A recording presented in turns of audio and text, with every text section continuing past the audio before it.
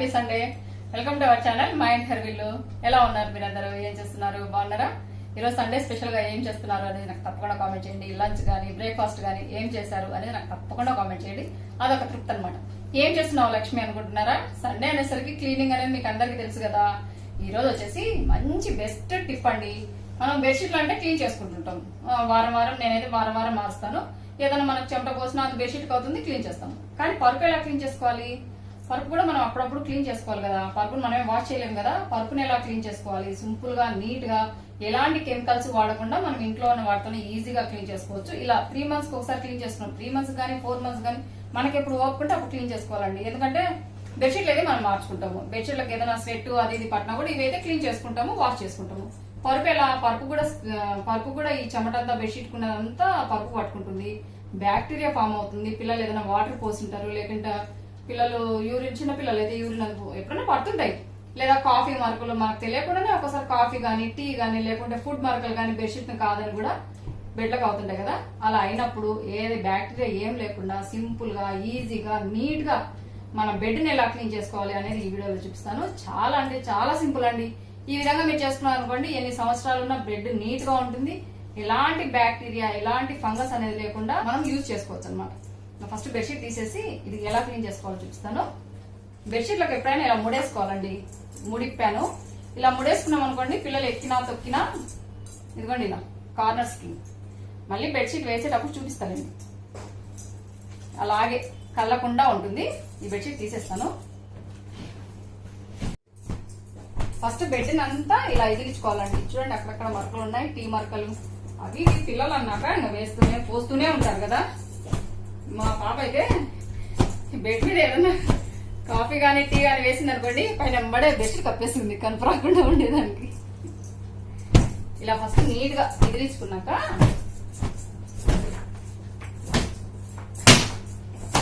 అలాగే బెడ్షీట్ ఇంకోటి చెప్తాను.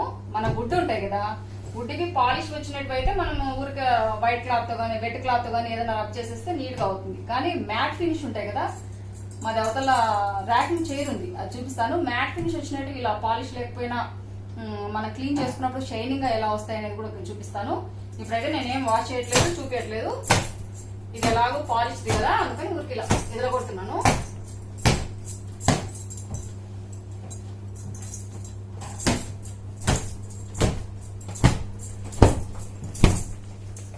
బెడ్ క్లీనింగ్ కావాల్సినవి రెండే 2 ఇంగ్రీడియంట్స్ అండి. మన ఇంట్లో అందరి ఇళ్లలో ఉంటాయి కదా, పౌడర్ ఏదైనా కావచ్చు. నా దగ్గర పాండ్స్ ఉంది కనుక పాండ్స్ తీసుకుంటున్నాను. నెక్స్ట్ వచ్చేసి సోలా పొడి అండి, బేకింగ్ సోడా. మనం వంటలలో వాడుతుంటాము. నేను ఆల్రెడీ క్లీనింగ్ డిఐవై లిక్విడ్లో కూడా చూపించాను కదా. బేకింగ్ సోడా మన బజ్జీలకు, దోశలలో వాడుకునే వంటలలో వాడుకునే వంట సోడా. ఇవే 2 అండి. ఇంకా ఏమి మీరు నీళ్ళు అనేది వాటర్ కానీ లిక్విడ్ కంటెంట్ ఏమన్నా ఉన్నట్టు అస్సలు వాడొద్దండి. మీ అందరికీ తెలుసు కదా, మనము పౌడర్, టాల్కమ్ పౌడర్ స్వెట్ అంతా పీల్ చేసుకుంటుంది. ఇప్పుడు పరుపులో ఏదన్నా స్వెట్, తేమ అదంతా ఈ పాండ్స్ పౌడర్ కానీ, పాండ్స్ అనే కాదు ఏదైనా కానీ పౌడర్ అనేది పీల్ చేసుకుంటుంది. ఇంకా బేకింగ్ సోడా ఏం చేస్తుందంటే బ్యాక్టీరియా అంతా చంపేస్తుంది. బ్యాక్టీరియాను, లోపల ఉన్న బ్యాక్టీరియా, ఫంగస్ ఏదైనా ఉంటుంది కదా, అదంతా బేకింగ్ సోడా చంపేస్తుంది. మనం ఎలాంటి లిక్విడ్స్ ఏం వాడకుండా ఫస్ట్ ఇది కొంచెం చల్లుకోవాలన్నమాట పరుపు మీద.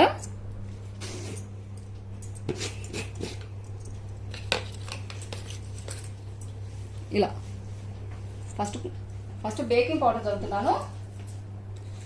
ఇలా కొంచెంగా ఒకే చోట ఎక్కువగా పడకుండా ఇలా.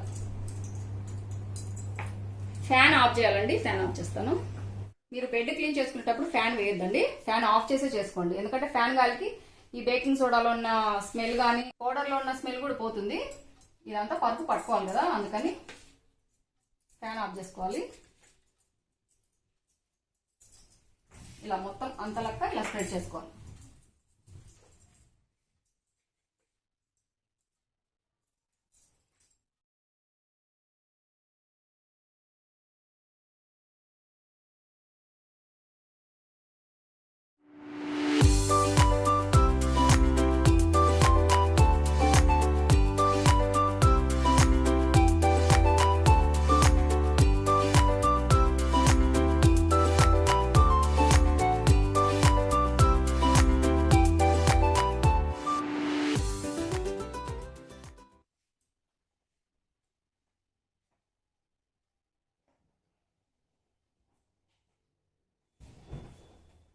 బెడ్కి అంతా ఇలా చల్లేసాను. టాల్కమ్ పౌడరు, బేకింగ్ సోడా ఇలా వేసేసాక కనీసం 2 నుంచి 4 గంటల పాటు బెడ్ మీద అలాగే వదిలేయాలండి. మీరు కూర్చోవడం కానీ ఏమీ చేయొద్దు. ఇలా బెడ్కి అంతా ఇలాగే పెట్టేసేసి కనీసం 2 గంటలు లేదా 4 గంటలు, మీకు టైం ఉంటే 4 గంటలు పెట్టుకోండి, లేకుంటే 2 గంటల తర్వాత క్లీన్ చేసుకోవాలి. క్లీన్ ఎలా చేసుకోవాలో కూడా చూపిస్తాను. ఇవ్వండి, మీ అందరి జ్యువెలరీ బాక్స్ వచ్చాయి. మీ అందరు ఆర్డర్ పెట్టిన వాళ్ళు మళ్ళీ ఒకసారి చూపిస్తున్నాను. వర్షం పడుతుంది కదా, అందుకని కొరియర్ చేయలేదు. డ్యామేజ్ ఏమన్నా ఉన్నాయేమో అనేసి అన్ని ఓపెన్ చేసి చూసాను. ఇంకా 2 బాక్స్ ఉన్నాయి. సండే కదా, కొంచెం క్లీనింగ్ పని, ఈ పని ఆ పని, కొంచెం వర్క్ ఎక్కువగా ఉంది. ఇంకా 2 బాక్స్ ఉన్నాయండి, అవన్నీ ఓపెన్ చేసి చూడాలి. ఇవైతే డ్యామేజ్ ఉన్నాయా లేదా అని చెక్ చేసేసాను. ఇంకా కొరియర్ వాళ్ళు వస్తారు, ఈ రోజు అయితే డిస్పాచ్ చేసేస్తాను. ఇంకా మీరందరూ చాలా మంది అడుగుతున్నారు, అక్క ర్యాకింగ్ చైర్ చూపి అక్క, అక్క ర్యాకింగ్ చైర్ చూపి అక్క అంటున్నారు కదా. ఇదిగోండి మా ర్యాకింగ్ చైర్. ఇదైతే రెడీమేడ్ అయితే కాదు, మేము చేపించుకునేది అనమాట. డిజైన్ అయితే ఇలా వచ్చింది. టేక్దేనండి. మా ఇంటికి కలర్ బ్రౌన్ కలర్ కదా, కలర్ సరిపోయేటట్టుగా ఈ కలర్ వేయించాము. ఇది పైన కలరే అండి, వార్నిష్ కలర్ వచ్చేసి ఆ కలర్ వచ్చింది. వుడ్ వచ్చేసి టేక్ అనమాట. డిజైన్ అయితే ఇలా వచ్చింది. ఇదేమో మ్యాట్ ఫినిష్ చూస్తున్నారు కదా, కలర్ అక్కడక్కడ డస్ట్ పడుతుందని వారము తడి బట్ట వేసి లేకుంటే నార్మల్ క్లాత్ వేసి మనం క్లీన్ చేసామనుకోండి, దీనికి ఉన్న షైనింగ్ అనేది పోతుంది. మ్యాట్ ఫినిష్, మెయిన్ గా మ్యాట్ ఫినిష్ అంటే షైనింగ్ లేకుండా వచ్చే వాటి అంటారు కదా మ్యాట్ ఫినిష్. ఇలాంటి వాటిని మనం ఎలా క్లీన్ చేసుకోవాలి, సింపుల్ గా ఈజీగా మన ఇంట్లో ఉన్న వాటితోనే చాలా అంటే చాలా ఈజీగా క్లీన్ చేసుకోవచ్చు. కొత్త దానిలో మెరుస్తాయి అనమాట. దానికి కావాల్సినది ఏం లేదండి, కొబ్బరి నూనె. నేనైతే కొబ్బరి నూనె ప్యారాషూటే వాడుతున్నాను. మీరు ఏ కొబ్బరి నూనె వాడచ్చు. కొబ్బరి నూనెతోనే వార్నిష్ చేసుకోండి ఈజీగా. ఒకటి ఏదైనా ఫస్ట్ ఒక పాత ఏదైనా క్లాత్ తీసుకునేసి నీట్గా డస్టింగ్ చేసుకోండి. దుమ్ము అనేది లేకుండా నీట్గా ఫస్ట్ తుడిసేసాక ఇలాంటి ఇంకొక క్లాత్ తీసుకొని కొంచెం కొబ్బరి నూనెలో అద్దుకొనేసి రబ్ చేసేయడమే. రబ్ చేసేసాక ఒక 1 అవర్ 2 అవర్స్ పాటు ఫ్యాన్ వేసేసి అలాగే పెట్టేసేయండి. గాలికి అంతా పీల్చుకొని షైనింగ్ వస్తుంది. వుడ్వి అంతేనండి. మంచాలు కానీ, ర్యాకింగ్ చైర్ కానీ, సోఫాలు కానీ ఏవైనా కానీ వుడ్వి. ఆఖరికి మనం వాడుతుంటాం కదా కిచెన్ రూమ్లో చాపింగ్ బోర్డు, అది కూడా ఎంతేనండి. చాపింగ్ బోర్డు అయితే మన వంట నూనెతో యూజ్ చేసుకోవచ్చు. ఇలా నూనె అద్దుకొని అంతా ఇలా వార్నిష్ చేసుకోవడం అన్నమాట. ఇలా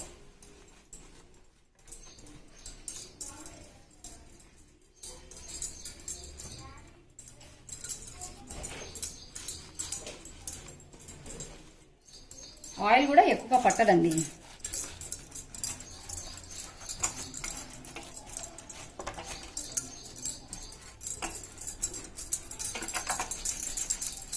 చూడండి, ఫస్ట్ చూపించినప్పటికి ఇప్పటికి షైనింగ్ కనిపిస్తుంది కదా.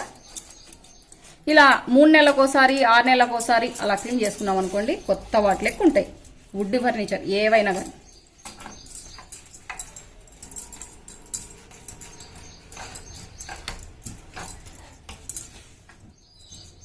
తర్వాత మళ్ళీ కొంచెం ఇలా ఆయిల్ అద్దుకొనేసి చూడండి, డిజైన్ చూడండి. ఇప్పుడు చూపిస్తే చూడండి.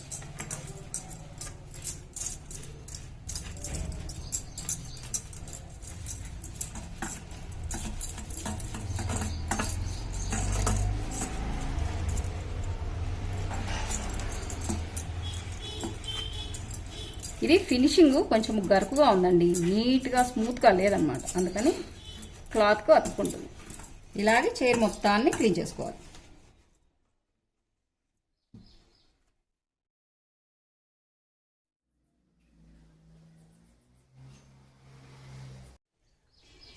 మా మెయిన్ ఎంట్రన్స్ డోర్ అండి. నేను పూజ చేసింది కూడా ఈ వాకిలి ముందరే.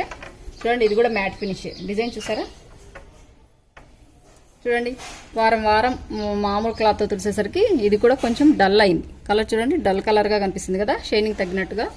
ఇది కూడా సేమ్ అలాగే కొబ్బరి నూనెతో రబ్ చేసుకుంటే సరిపోతుందండి. ఇలా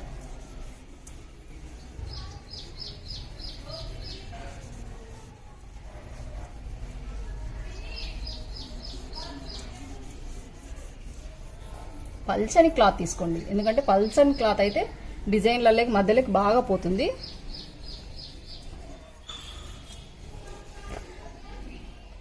ఈ క్లాత్ మీకు ఆల్రెడీ చూపించాను కదా, అమెజాన్లో తీసుకున్నాను అనేసి. సేమ్ అవేనండి. ఇవే నేను ఎక్కువగా యూజ్ చేస్తాను క్లీనింగ్కి.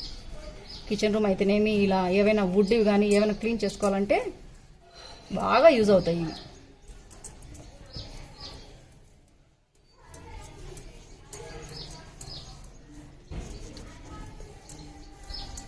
ఇంకా డోర్ మొత్తానికి అలాగే పూసుకుంటాను.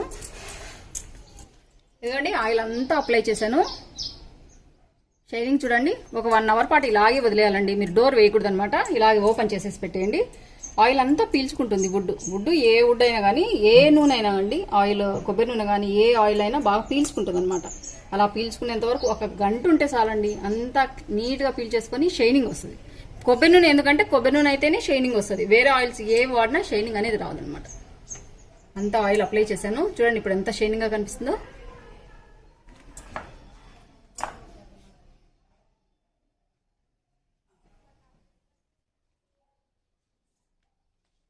హాఫ్ అన్ అవర్ పైన అయిందండి. ప్యాకింగ్ చేసి చూడండి.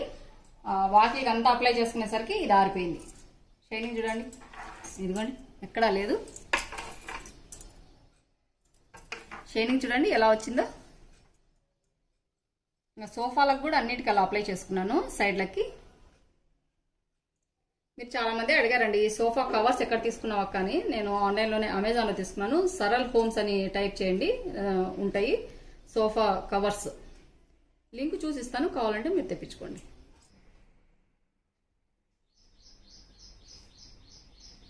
ఇంకా హాల్ క్లీనింగ్ మొత్తం అయిపోయిందండి. సోఫాలకు కూడా సైడ్కి ఇలా వుడ్ షేప్లో వచ్చింది. వీటికి కూడా కోకోనట్ ఆయిల్ అప్లై చేశాను. ఇంకా వాకిళ్ళు అయిపోయాయి, ర్యాకింగ్ చైర్ అయిపోయింది, సోఫా క్లీనింగ్ అంతా అయిపోయిందండి. ఇంకా టైం ఏమో 12 వచ్చింది. ఇంకా మధ్యాహ్నం లంచ్ ప్రిపేర్ చేయాలి కదా. బాక్సెస్ ఏమో మళ్ళీ ఒకసారి చెక్ చేసేట్టు ఉన్నాయి. ఫుల్ బిజీ అండి. సండే అనేసరికి హాలిడే అంటారు కదా, మనకైతే హాలిడే అనేది ఉండదు కదా. ప్రతి ఒక్కరికి ఇంతే కదా, నా లెక్కనే కదా. ఇంకా లంచ్ ప్రిపేర్ చేయాలి. లంచ్కి వచ్చేసి మటన్ తెచ్చారనమాట. మామూలుగా అయితే మటన్ కర్రీ చేస్తాము, లేకుంటే ఫ్రై చేస్తాము. కాకుండా చాలా టేస్టీగా ఉంటుంది. మటన్ కీమా కడాయి అనమాట. కీమా మటన్తో కీమా. మామూలుగా అయితే ఉండలు చేసి పెడతారు కదా, ఉండలు లెక్క చేసేసి పప్పన్నం లేక తింటారు. ఇదైతే చపాతీ లెక్క కానీ పుల్కా లెక్క కానీ, పప్పన్నం లెక్క కూడా బాగుంటుంది, కానీ చపాతీ లెక్కి పుల్కా లెక్కి సూపర్ టేస్ట్గా ఉంటుంది. మా పిల్లలు చపాతీ మధ్యాహ్నమే చేయమంటుంది అనమాట. అందుకని మటన్ కీమా కడాయి చపాతీ బెస్ట్ కాంబినేషన్. నేను ఎలా చేసుకుంటానో చూపిస్తాను. ఇంకా లేట్ అవుతుంది అనమాట. 12 దాటిందండి. దాదాపు మటన్ ఉడికేసరికి కొంచెం టైం పడుతుంది కదా. ఇప్పుడు ప్రిపేర్ చేస్తే కానీ మధ్యాహ్నం 1 అట్లా అవుతుంది. ఆలస్యం చేయకుండా రండి కిచెన్ రూమ్లోకి పోయి మటన్ చేసుకుందాం. మటన్ కీమా కడాయి కోసము ఒక పెద్ద సైజ్ అండి ఆనియన్, లేదా నేనైతే 2 చిన్న సైజు తీసుకున్నాను. కొంచెం ఎక్కువే ఉండాలన్నమాట ఆనియన్స్. మరీ చిన్నగా కాకుండా మీడియం సైజులో ఇలా కట్ చేసుకోవాలి. ఇంకా మటన్ అండి, ఇదిగోండి కీమా అనమాట. మామూలుగానే తీసుకొచ్చారు, నేను ఇంట్లో మిక్సీకి వేసాను అనమాట. అస్సలు ఎముకలు అనేది ఉండకూడదు కీమాలో. ఎప్పటికీ ఎముకలు అనేది లేకుండా ఓన్లీ కండండి.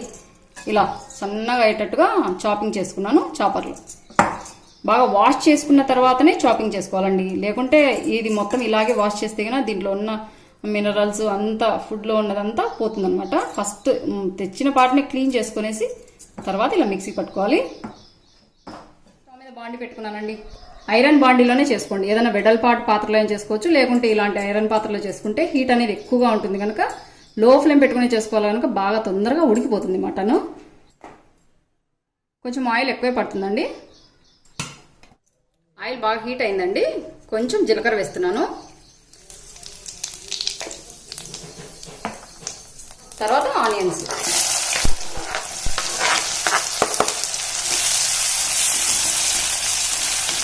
ఇందులోనే కొన్ని చెక్క కొన్ని లవంగాలండి. ఇదిగోండి కొన్ని.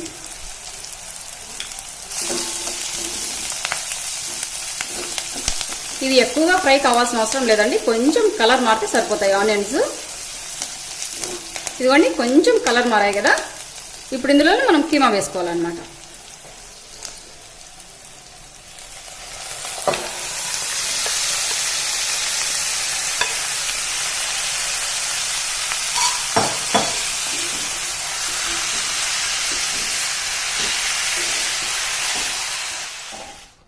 ఇలా బాగా మిక్స్ చేసుకున్నాక చూడండి కలర్ మారింది కదా మటన్. ఇప్పుడు ఇందులో మనం ముందుగా కచ్చా పచ్చగా నూరుకున్న ఫ్రెష్ అల్లం వెల్లుల్లి పేస్ట్ అండి. ఎలాంటి నీళ్లు యాడ్ చేయకుండా మూత పెట్టేసి లో ఫ్లేమ్లో ఉడికించుకోవాలి. అల్లం వెల్లుల్లి పేస్ట్ వేసాం కదా, కీమాకంతా పట్టుకునేంత వరకు, పచ్చివాసన అంతా పోయేంత వరకు మూత పెట్టేసి ఉడికించుకోవాలి.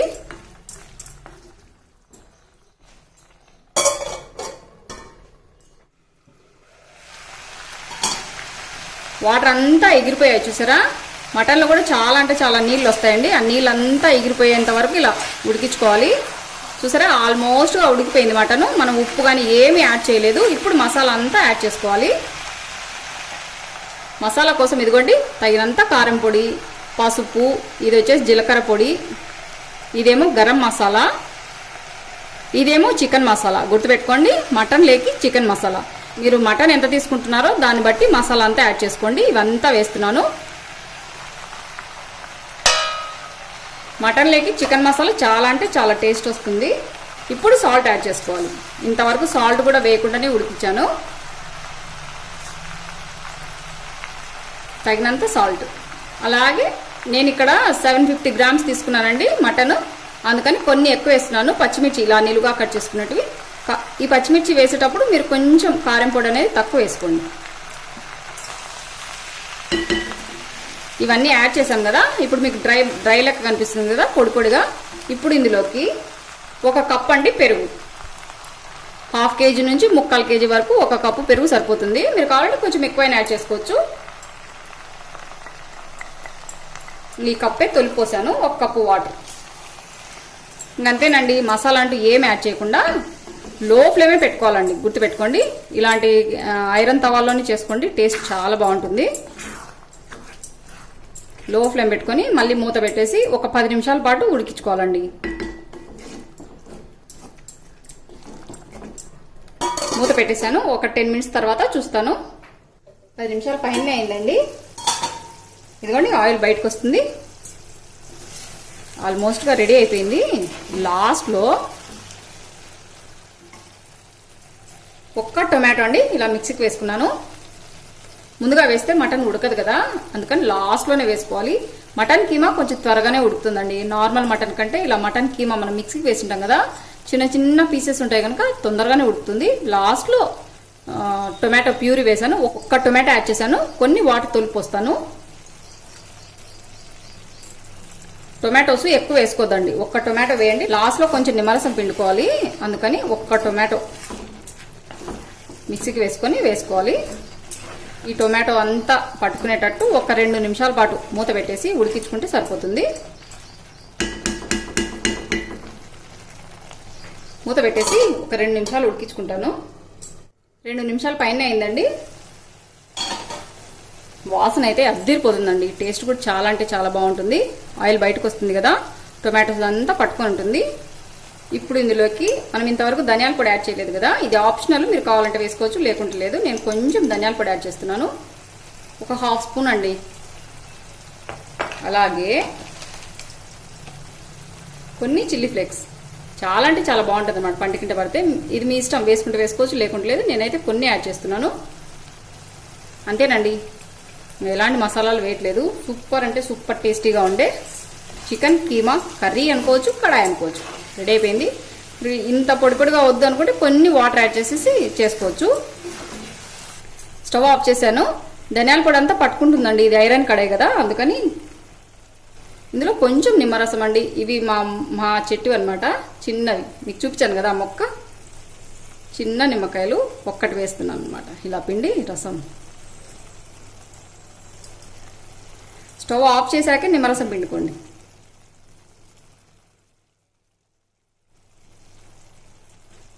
ఇది ఐరన్ది కనుక ఇంకా ఉడుకుతూనే ఉంది చూసారా. అంతేనండి. సూపర్ టేస్టీగా ఉండే కీమా కడాయి రెడీ అయిపోయింది. చపాతీలోకి చాలా రుచిగా ఉంటుంది. ఇది అయ్యే లోపల నేను చపాతీ కూడా చేసేసుకున్నాను. మూత పెట్టేస్తాను. ఇట్లాగే వేడి తినకూడదండి ఎప్పుడైనా కానీ. ఇలా చేశాక ఒక 1/2 అవర్ పాటు అలాగే వదిలేసామనుకోండి, ఆ హీట్కు ఇంకా టేస్ట్ అనేది ఇంకా ఎక్కువ అవుతుంది అనమాట. ఇలా ఒక 1/2 అవర్ తర్వాత తినేస్తాము.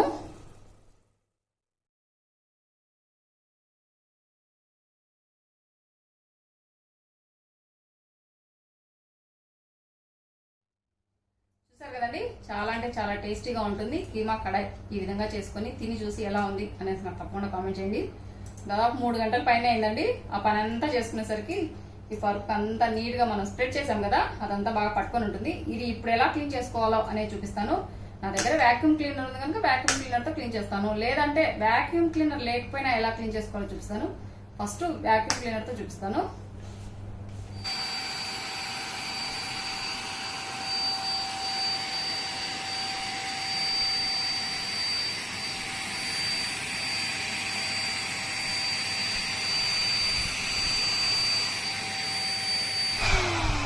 చూడండి ఇక్కడంతా చూడండి, ఇక్కడంతా మనము టాల్కమ్ పౌడరు అలాగే సోలా పొడి వేసాం కదా, అదంతా నీట్గా చూడండి ఇందులోకి వచ్చేసింది. వ్యాక్యూమ్ క్లీనర్ లేకుంటే ఎలా క్లీన్ చేసుకోవాలో చూపిస్తాను. మన ఇంట్లో ఇలాంటి చిన్న చిన్న చాటలు చిన్న చిన్న బ్రష్లు ఉంటాయి కదా, ఇది తీసుకోండి. ఇది తీసుకునేసి ఇలా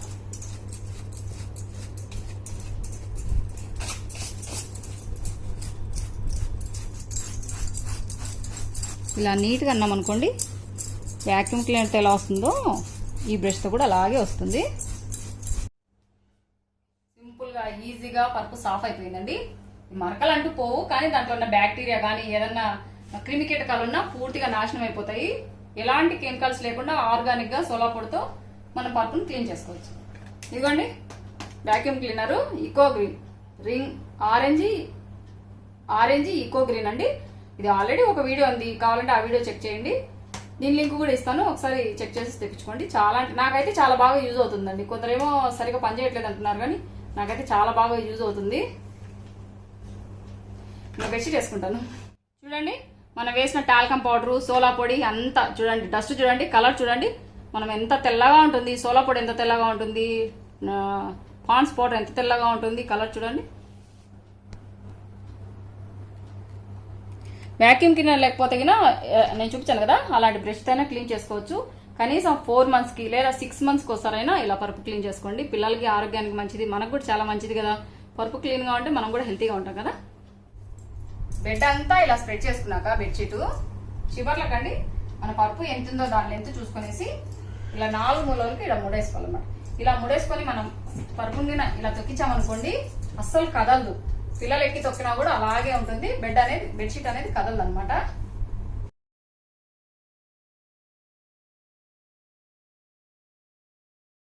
అదండి సండే క్లీనింగ్ అలాగే రొటీన్ బ్లాగ్. చాలా టేస్టీగా ఉంటుంది. కీమా కర్రీ అయితే సూపర్ టేస్ట్గా ఉంది. మేము తినేసాము. తినేసాక ఈ పని చేసుకున్నాం అనమాట. కొంచెం ఎక్సర్సైజ్ ఉంటుంది కదా, సింపుల్గా ఈజీగా పరుపు క్లీనింగ్ చేసుకోవచ్చు. అలాగే వుడ్ ఫర్నిచర్ నేను చేసినట్లుగా చేయండి, షైనింగ్ బాగా వస్తుంది. అదండి మీకు ఈ వీడియో యూస్ఫుల్ అవుతుంది అనుకుంటున్నాను. ఈ వీడియో కనుక నచ్చినట్లయితే లైక్ చేయండి, షేర్ చేయండి, సబ్స్క్రైబ్ చేయండి మన ఛానల్ను. బెల్ ఐకాన్ కొట్టడం మాత్రం మర్చిపోదండి. ఇలాగే మంచి మీకు యూస్ఫుల్ అయ్యి ఇంకో వీడియోతో మీ ముందుకు వస్తాను. అంతవరకు సెలవు. Thank you for watching. Bye అండి.